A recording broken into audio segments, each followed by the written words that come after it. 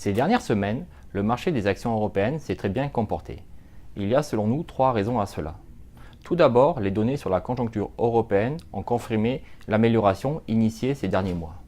Ensuite, il y a une réduction du risque politique en liaison avec les résultats des élections aux Pays-Bas, en Autriche et en France. Enfin, il y a un retour des investisseurs internationaux. Après une forte désaffection en 2016 qui avait vu plus de 100 milliards de retraits sur les actions européennes, cette tendance s'est inversée il y a 4 semaines et les flux sont désormais positifs. Pour nous, le principal fait marquant de ce début d'année concerne les bénéfices des entreprises. Chaque année, depuis 5 ans, les analystes prévoient des bénéfices en progression de 10 à 12% et chaque année, ces attentes sont revues à la baisse pour terminer proche de zéro.